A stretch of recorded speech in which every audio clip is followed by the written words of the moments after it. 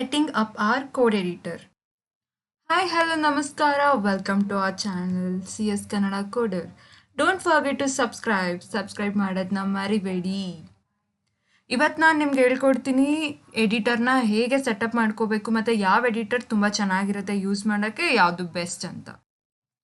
Main important code editing ಯಾವುದು ಅಂದರೆ V S code. ಅದು ಒಂದು ವಿಷುವಲ್ ಸ್ಟುಡಿಯೋ ಕೋಡ್.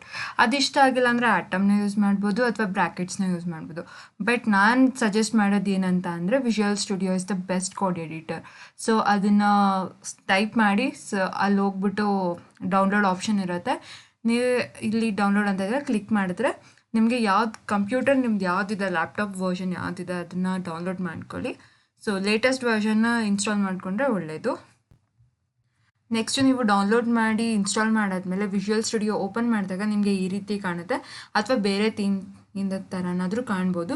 ಸೊ ನಾನು ನಿಮಗೆ ಹೇಗೆ ಥೀಮ್ ಸೆಟ್ಟಿಂಗ್ಸ್ನ ಮಾಡೋದು ಹೇಳ್ಕೊಡ್ತೀನಿ. ಸೆಟ್ಟಿಂಗ್ಸ್ನ ಕ್ಲಿಕ್ ಮಾಡಿ ಕಲರ್ ಥೀಮ್ ಅಂತ ಕ್ಲಿಕ್ ಮಾಡಿದ್ರೆ ಅಲ್ಲಿ ವೆರೈಟೀಸ್ ಆಫ್ ಕಲರ್ ಥೀಮ್ಸ್ ಇರುತ್ತೆ.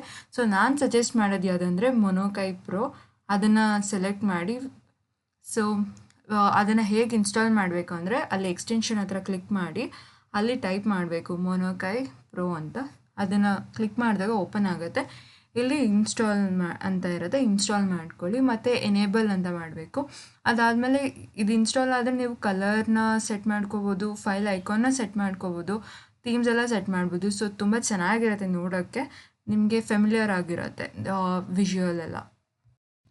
ನಿಮ್ಗೇನಾದರೂ ಈ ಥೀಮ್ ಅವೈಲಬಲ್ ಇಲ್ಲ ಅಂತ ಅಂದರೆ ಬೈ ಡಿಫಾಲ್ಟ್ ಕ್ಲಾಸಿಕ್ ಅಂತ ಇರುತ್ತೆ, ಮೊನೊಕೈ ಕ್ಲಾಸಿಕ್. ಸೊ ಅದನ್ನು ನೀವು ಯೂಸ್ ಮಾಡ್ಕೋಬೋದು, ಸಿಮಿಲರ್ ಇರುತ್ತೆ. ಸೊ ನಾನು ಸದ್ಯಕ್ಕೆ ಮೊನೊಕೈ ಪ್ರೋ ಯೂಸ್ ಮಾಡ್ತೀನಿ. ಸೊ ಅದು ನನಗೆ ಬೆಸ್ಟ್ ಆಗಿದೆ ನಾನು ಪ್ರಾಕ್ಟೀಸ್ ಮಾಡೋಕ್ಕೆ. ನೆಕ್ಸ್ಟ್ ನಾನು ನಿಮಗೆ ಬೇಸಿಕ್ ಸೆಟ್ಟಿಂಗ್ಸ್ ಹೇಳ್ಕೊಡ್ತೀನಿ ಏನೇನು ಇಂಪಾರ್ಟೆಂಟ್ ಇದೆ ಅಂತ. ಫಸ್ಟು ಬೇಸಿಕ್ ಸೆಟ್ಟಿಂಗ್ಸಲ್ಲಿ ಮೇನ್ ಸೆಟ್ಟಿಂಗ್ಸ್ ಅಂದರೆ ಆಟೋ ಸೇವ್. ಈ ಆಟೋ ಸೇವ್ ಅಂದರೆ ನೀವು ಟೈಪ್ ಮಾಡಿದ ತಕ್ಷಣ ನೀವು ಹೋಗಿ ಸೇವ್ ಮಾಡೋ ಅವಶ್ಯಕತೆ ಇರಲ್ಲ ಮ್ಯಾನ್ಯುಯಲ್ ಆಗಿ. ಸೊ ಆಟೋ ಸೇವ್ ಕೊಟ್ಟರೆ ಆಟೋಮೆಟಿಕ್ಕಾಗಿ ಸೇವ್ ಆಗುತ್ತೆ ನೋಡಿ. ಆಟೋ ಸೇವ್ ಅಂತನಾದರೂ ಟೈಪ್ ಮಾಡ್ಬೋದು, ಇಲ್ಲ ಹಾಗೆ ಓಪನ್ ಮಾಡಿದ ತಕ್ಷಣ ಬರುತ್ತೆ.